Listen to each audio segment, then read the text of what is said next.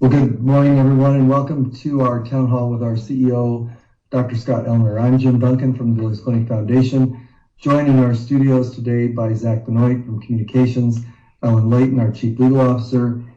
Dr. Scott Ellner is here as well, but we are going to do something different today. We have a very special treat to share with everyone today, and I'm going to turn it over to Joe Marcotte, who is our Safety Officer and Director of Safety and Emergency Management at Billings Clinic, and he's also joined today by Aaron Ulishny, who is a safety specialist. And Joe, welcome. I'm going to turn it over to you.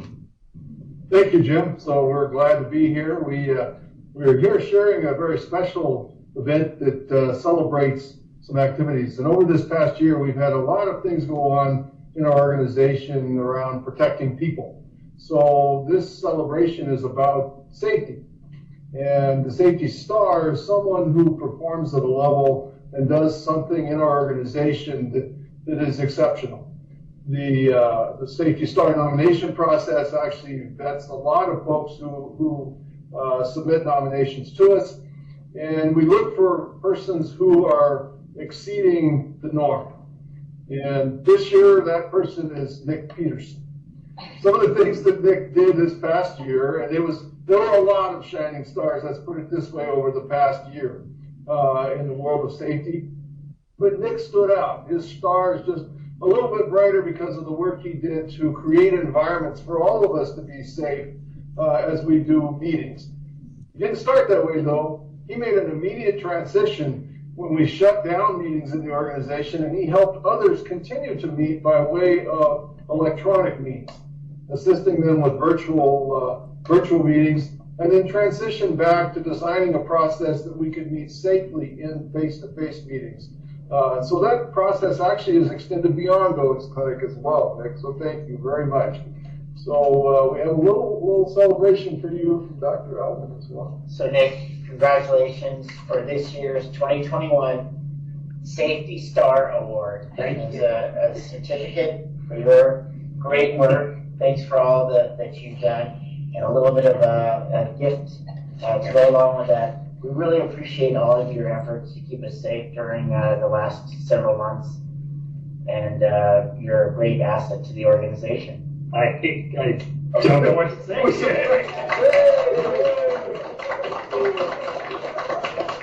you. Thank you. Thank you. Well, back to you, Jim. We'll turn it over. Yeah. Nick, you're not short of words. Nick, you must have something to say. Nick? I think he's a little bit in shock. Jen Stebbins had him working on it on her computer to try and figure that out. Like There's always a ruse to ideas. get them here. Well, congratulations, Nick. Incredible job. Thank you for all you do. And thank you to everyone who focuses on safety at our organization.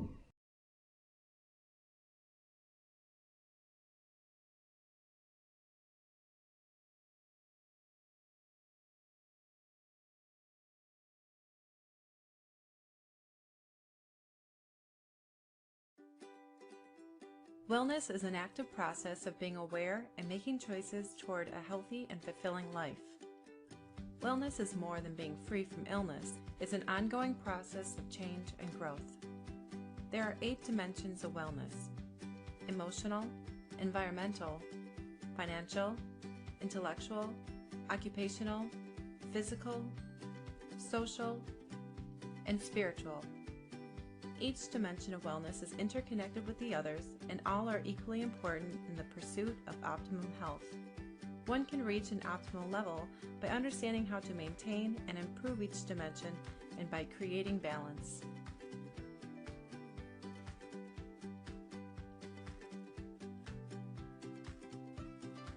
Understand your feelings. Express them to people you trust and maintain a positive outlook. It's important to pay attention to self-care, relaxation, stress reduction, and the development of inner resources so you can learn and grow from your experiences. Find surroundings that encourage good physical and mental health, and also where you feel safe. A positive environment has a calming effect. Environmental wellness inspires us to live a lifestyle that is aware and respectful of our surroundings. Make it a point to understand your finances. Money plays a critical role in our lives, and not having enough impacts health as well as academic performance. Establish good financial habits and plan for the future. Be a lifelong learner by expanding your knowledge and finding creative outlets that stimulate your mind and sense of curiosity. Be open to new ideas, insights, and wisdom. Actively participate in scholastic, cultural, and community activities.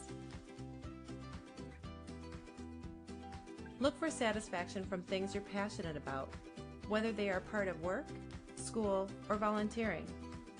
Find ways to engage in occupational endeavors and feel appreciation for the value in your contributions. Reduce your risk from many illnesses by increasing activity levels according to your abilities. Get restful sleep at night, choose healthy foods, and explore the outdoors to reduce stress and increase energy levels. A sense of belonging and a reliable support system help during difficult times. Make at least one social connection daily. Seek advice from peers or support groups, and create healthy friendships.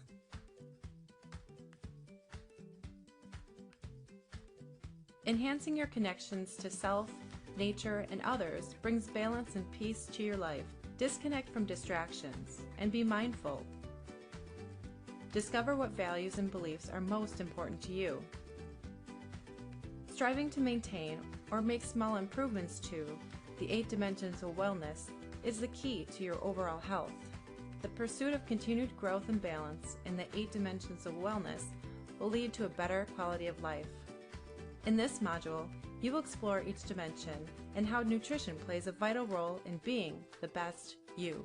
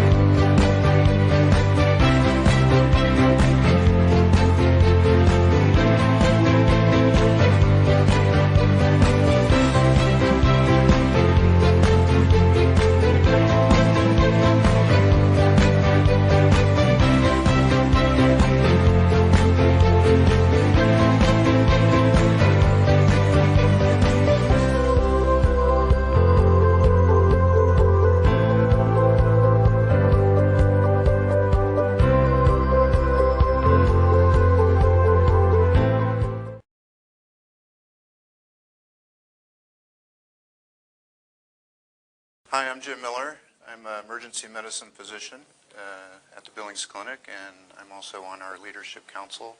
And I'm here today to talk to you about the importance of hand hygiene and preventing healthcare-associated infections. So before we get started on our hand hygiene technique, I'd like to give a big thank you to our people for caring for our patients and each other over the last year. It's been a very challenging year, and we're deeply appreciative for your sacrifice in taking care of one another and our patients. So thank you. So I'm going to demonstrate our hand hygiene technique. We're going to do 2 pumps. We want to get a good coating of the alcohol on our hands. And when I go into the room, what I do is I greet our patient with a warm greeting with their preferred name, and I tell them that I'm washing my hands to kill the germs on my hands to keep them safe, and they really appreciate that. Getting the fingertips and fingernails where a lot of the microorganisms reside, and palm to palm between the fingers. We're going to wash for 20 seconds on the back sides and our thumbs. And then at the end like that. And that's it. So now I'm going to demonstrate the soap and water hand wash.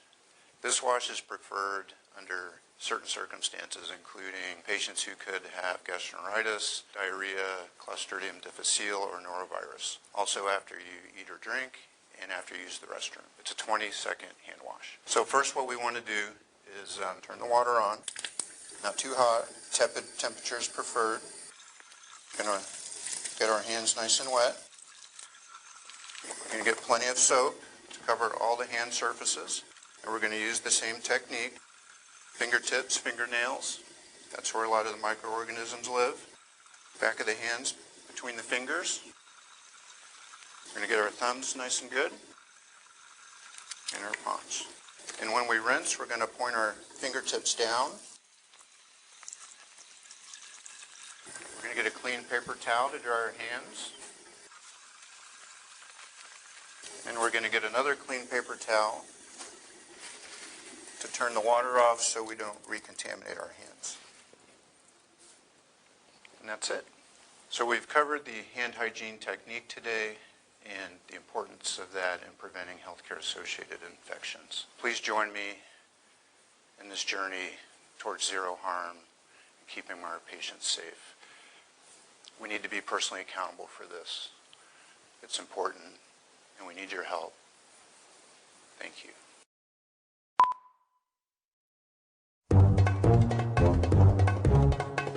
Hi there, I'm Rod Stickman. Many of you have probably seen me before on signs all around the world. Throw a nice skirt on me and I can even tell you what bathroom to use. Ah! Can I have my pants back, please? Thank you. People hire me to get important messages across simply. Doesn't mean I'm simple, just means I'm to the point. At least I am when I'm written that way, which reminds me, can we get to the point? I'm here today to talk to you about being safe while working from heights. Many people don't know there are specific safety laws in place to protect them from being hurt.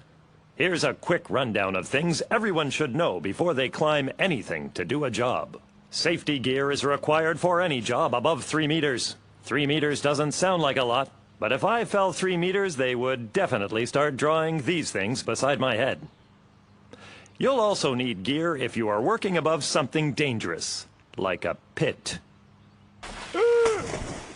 Common tools used for fall protection are guardrails, harnesses, and scaffolding. For scaffolding, the plank should be at least 2 inches thick and 10 inches wide. Anything less won't cut it. Oh! Okay, I think they get it. Hello, I'm here to talk to you about Montana 211, which is a resource available statewide that is overseen by 4 nonprofits in Montana. United Way of Yellowstone County oversees southeastern Montana.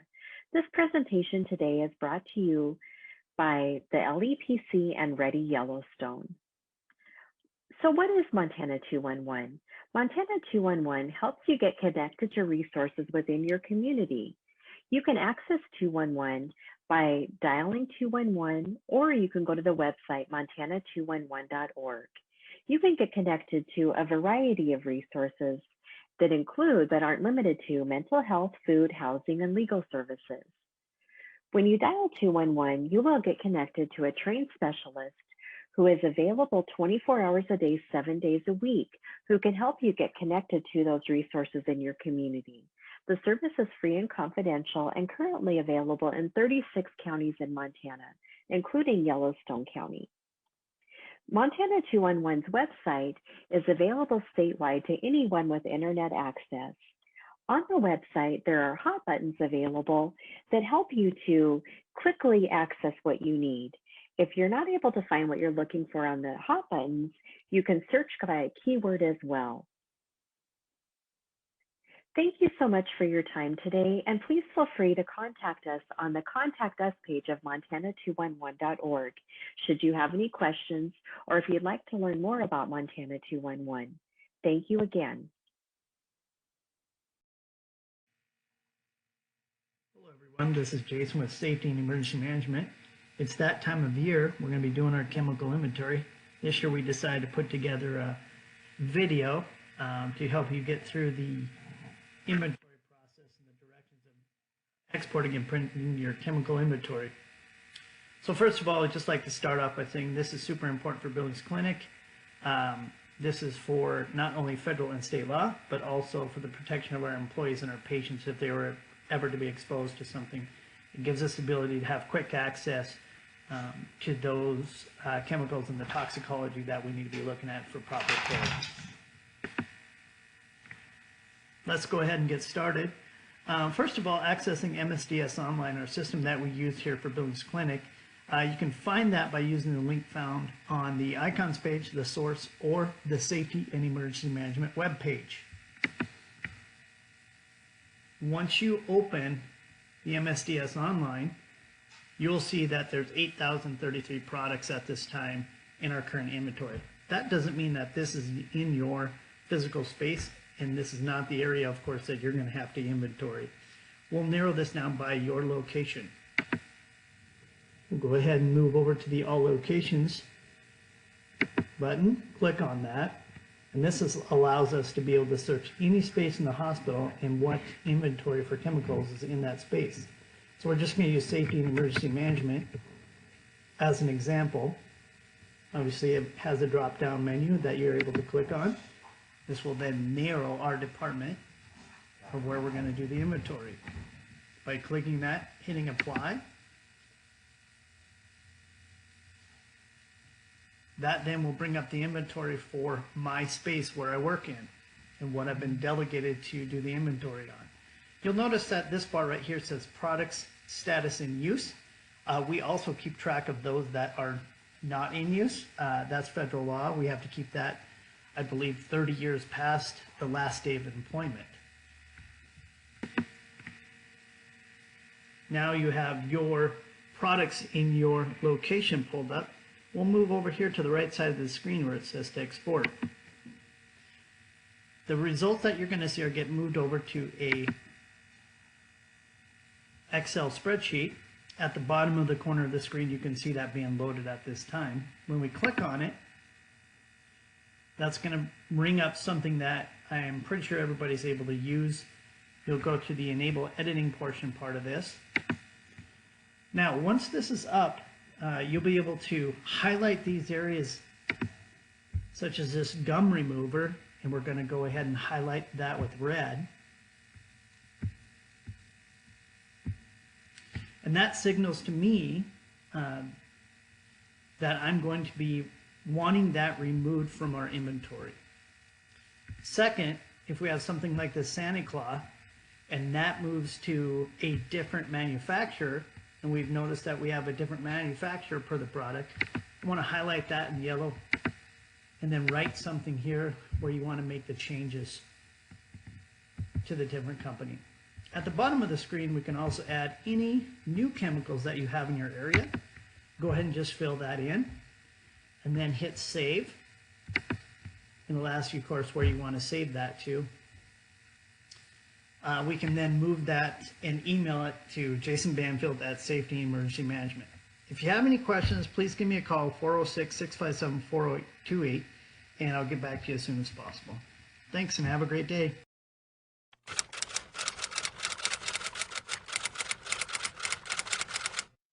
and thank you for joining us while we learn about wearing helmets and how to size them. I'm here with, what's your name? Ellie. Ellie. And how old are you, Ellie? 5. What grade are you in? Kindergarten. And do you wear a helmet when you ride your bike? Even scooter. Even your scooter. That is awesome news. So we're going to work on properly getting you fitted in some helmets.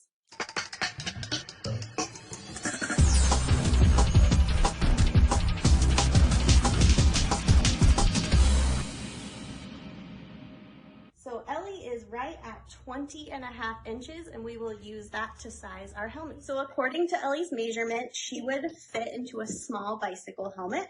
So that's what we have here today. We're placing it onto her head. We want it to be snug enough that it doesn't rock forward or backwards. And then the straps should be tight around the chin.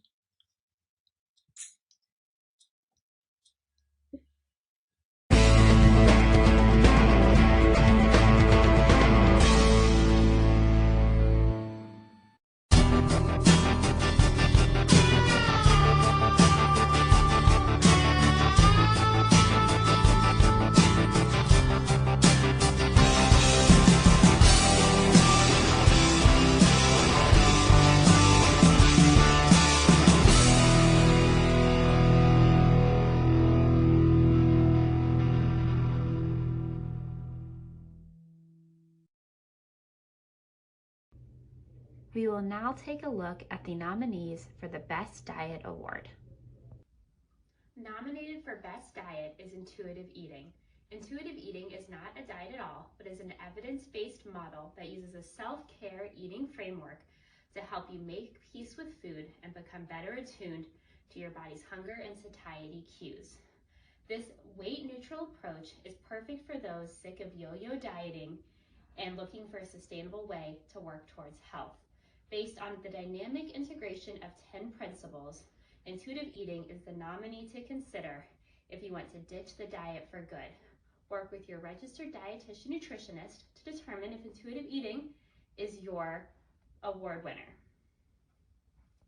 Nominated for Best Diet, the Low FODMAP diet.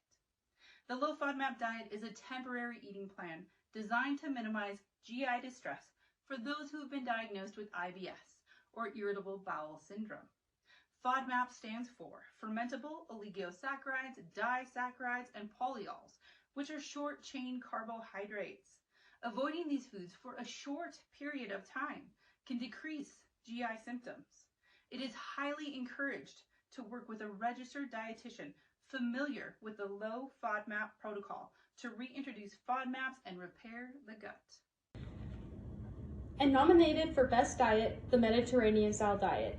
The Mediterranean diet is an eating pattern that is typically high in vegetables, fruits, whole grains, beans, nuts and seeds, and olive oil. It also includes fish, poultry, and eggs, with moderate consumption of red meat and dairy. This eating style pattern started in the early 1960s, along with its association with reduced risks of cardiovascular diseases. For learning more information on this specific diet, please get in touch with a registered dietitian familiar with the eating pattern to provide more specific information particular to you.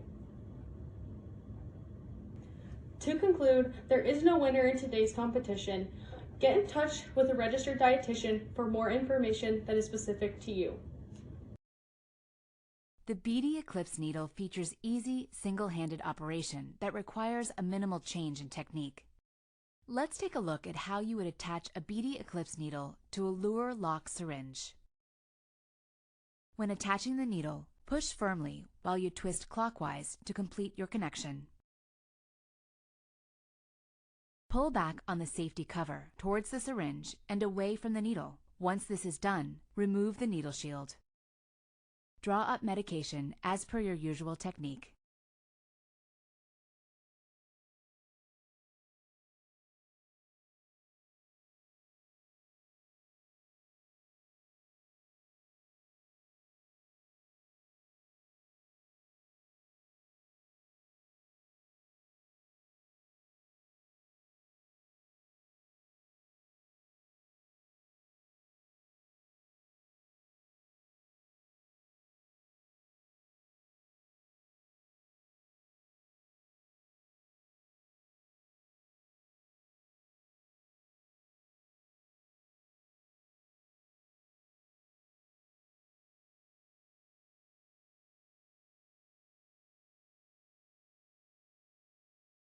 The BD Safety Glide syringes for insulin, TB, and allergy complete the full array of the BD Safety Glide family. Before we begin our demonstration, I want to remind you how important it is to follow your facility's customary precautions and to observe standard aseptic technique when preparing, administering, and disposing of BD Safety Glide syringes for insulin, TB, and allergy. Let's start by taking a look at the preliminary steps to follow when assembling the items you'll need. While you're gathering medication and injection devices, be sure to place all of the essentials on a clean work surface. Begin by reviewing the medication order, then double-checking the medication and its label to make sure it's correct. Next, arrange the items you'll need, such as gloves, alcohol swabs, and a BD Safety Glide syringe for insulin, TB, or allergy. All items should be placed in order of use and within easy reach. It's important to follow your institution's protocols for medication preparation. Finally, be sure that an approved sharps disposal container is nearby and readily accessible so that you can dispose of all medical sharps waste immediately following injection. Remember to perform hand hygiene and don gloves prior to preparation, as well as to follow aseptic technique according to your facility's policies and procedures. To prepare the syringe for aspiration, rotate the safety arm as needed to read the scale. Aspirate medication using your standard technique. Be sure to puncture the center of the vial stopper. If your facility allows recapping a clean needle for medication transport, recap using a one-handed passive technique. For example, stand the cap on a level surface. Aim the needle into the center of the cap with the safety arm aligned in the slot and insert until it snaps securely. You can also use the scoop technique for passive recapping. Place the flat part of the cap on a level surface. Then aim the needle into the center of the cap and push the base of the cap onto the syringe until it snaps securely. Administer the injection following your facility's protocols. You are now ready to administer the injection following your facility's protocols. Two types of injections commonly given with this syringe are subcutaneous or intradermal. To facilitate low-angle administration, a technique used for intradermal injections, the safety arm can be rotated so that it is oriented to the needle bevel. For a subcutaneous injection, select your injection site and prepare the site following your facility's protocols. If needed, you can rotate the safety arm to enable visualization of the scale markings to verify low doses. Administer the subcutaneous injection following your facility's procedures. The safety mechanism of the BD Safety Glide syringe for insulin, TB, and allergy is activated using the same motion as that of the larger BD Safety Glide needle. Use your thumb or forefinger to activate the safety mechanism by pushing the safety arm completely forward. The safety arm is locked and fully extended when you hear the click and the needle tip is covered. After use, dispose of the syringe in an approved sharps collector as soon as possible. Follow your institution's policy for safe disposal of all medical sharps waste.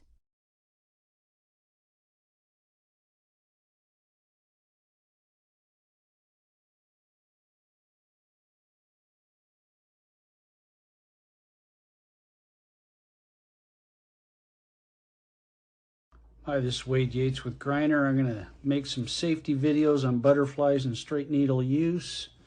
We'll go ahead and go down to my desktop here for the new safety show. And the first thing we're going to do is show you how to open our butterfly and use it safely.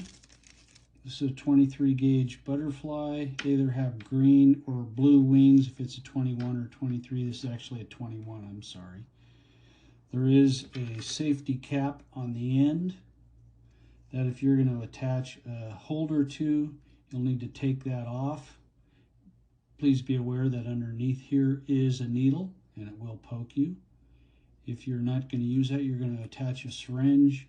You can take that off and discard it and attach your syringe. This is designed for in-vein activation, so you want to make sure you activate this while you're still in the patient's vein. Go ahead and make your venipuncture. You'll see a really nice flash back through here. collect your sample with your tubes. After you're done, let go of your wings like that. You always want to secure the butterfly while you're collecting the sample. Cover with a gauze, anchor your wing, and reach back and click and pull. And it is in a safety locked position. Thank you. Wade Yates back here to review with you guys how to use our straight needle Vizio needle for straight draws. This is a needle that has a clear hub on it. You want to find the dot first. Go ahead and screw it just till it's firm. Find that dot that's on the cover. Rotate your hub to where you need it to be, where it's comfortable, either at 1 or 11 o'clock. Pull your needle off, and that dot indicates your bevel is up. Go ahead and make your venipuncture. Collect your sample with your tubes. After you're done collecting your sample, you'll want to cover that needle and then activate with your thumb or a hard surface. You can activate with either of that with this device. Hold pressure and then apply your Band-Aid. Wade Yates back to review blood transfer devices. The first blood transfer device is designed to lure lock onto a syringe. And this is if you have blood in a syringe, either from an IV start or the use of the back of a butterfly. Either way, you have blood in a syringe, you need to get it safely into a tube.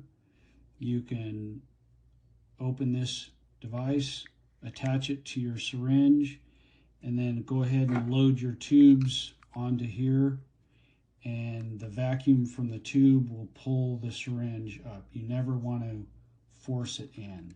All right. The next one is a blood transfer device.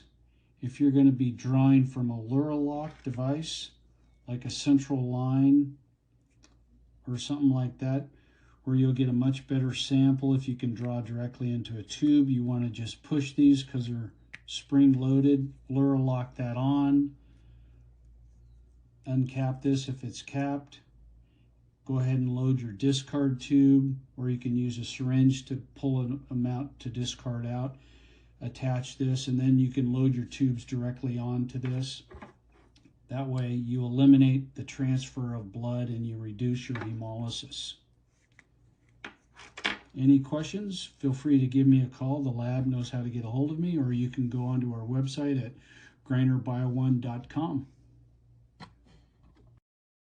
Did you know nearly 60,000 young children, or about 4 busloads per day, end up in the ER every year because they got into medicine? It's true. Poison control centers get a call nearly every minute about a child who got into medicine. A good way to help protect your kids is to keep medicine stored out of reach and sight every time. What does that mean? Keeping medicine handy isn't a safe option. Medicine should be stored in a cabinet or drawer, above counter height, where a child can't see it. Here are some other tips that can help keep your children safe. Practice safe medicine storage as soon as your first child is born. Always keep medicine in its original child-resistant packaging. Store the Poison Help number in your phone and post it at home. And instead of leaving medicine out for convenience, use reminder tools to help you remember doses. Most importantly, keep medicine out of reach and sight every time. To learn more, visit safekids.org. Oh, hey, Krista. How's it going? Nick, what are you doing outside? I'm just reading a book.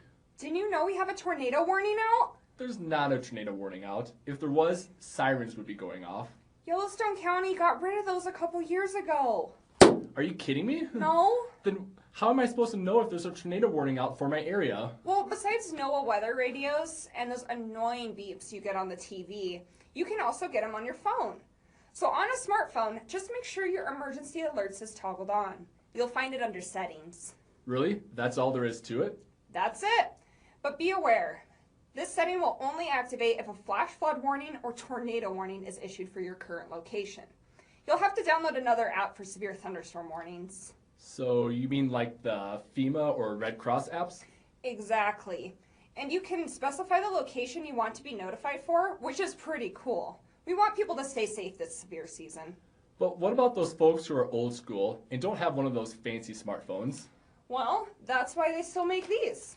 So this is a weather radio. They're inexpensive and can alert you when a severe thunderstorm is in your area, whether it be for large hail, flooding, strong winds, or even tornadoes. So what you're saying is there's a way for everyone to get our warnings. That's correct. Make sure you have a way to stay safe this upcoming severe season.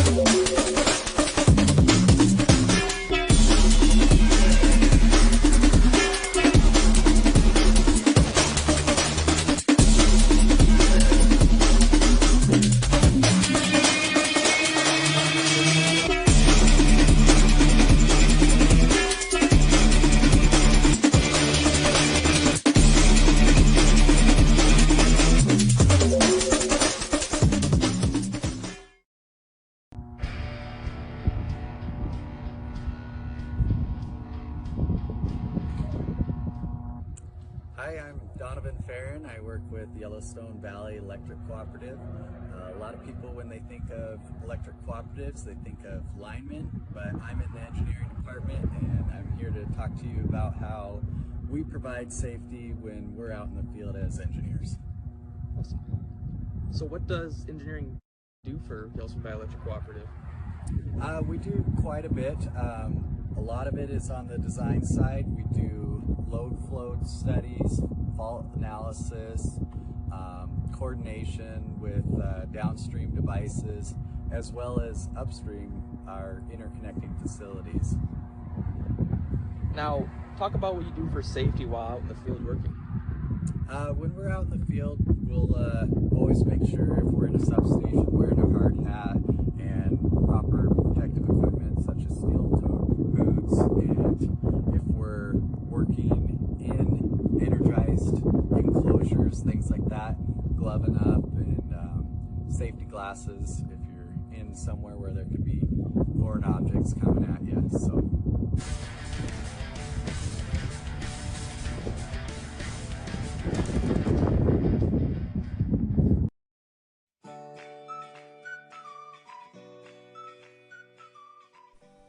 Hi, Sierra. Hi, Rolling. I hear you want to become a pet partner team with your mom and visit patients at Billings Clinic. I do. I want to see the staff, too. The more people, the better. I love people. I've been reading the Pet Partners Manual and have a few questions for you. Have you been practicing for your evaluation? Oh, yes. I know how to sit and lay down when my mom asks me to. I even know how to come when she calls me. How about walking nicely on a leash? How's that going? Really good. As long as there isn't a squirrel. Those darn squirrels. Oh, and before I forget, make sure you take a bath so you're clean for your evaluation. Oh no, not a bath. How do you feel if a person is in a wheelchair or has a walker? Does that make you nervous? I don't care about that. I love when their walker has tennis balls on the bottom. Do you know how to leave it? That exercise was really difficult for me. That one is so hard. My mom says it's hard for her too. She has difficulty just driving past Starbucks. Speaking of treats, you'll get one from the evaluator. Oh boy, I'll be sure to use my best manners when accepting it. I hope it's peanut butter flavored. That's my favorite. Well, it sounds like you're ready. Good luck. Thanks for the help, Sierra.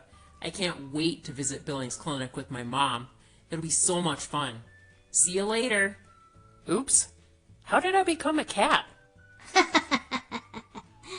See you later, Rolling.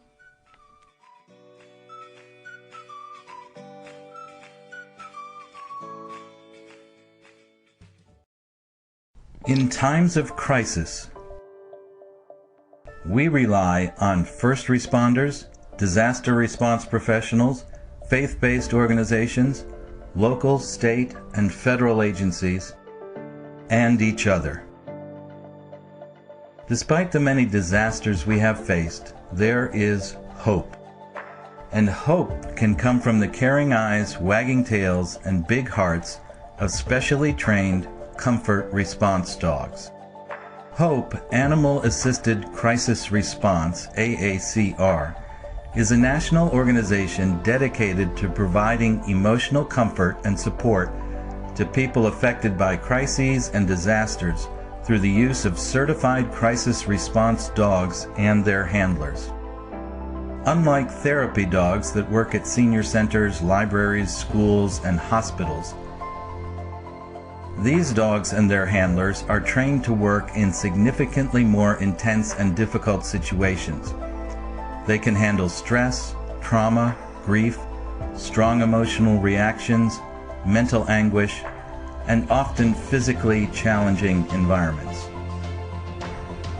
HOPE AACR can be at a site quickly to offer support to those directly affected or those responding to the disaster who may be working long shifts in extremely difficult conditions.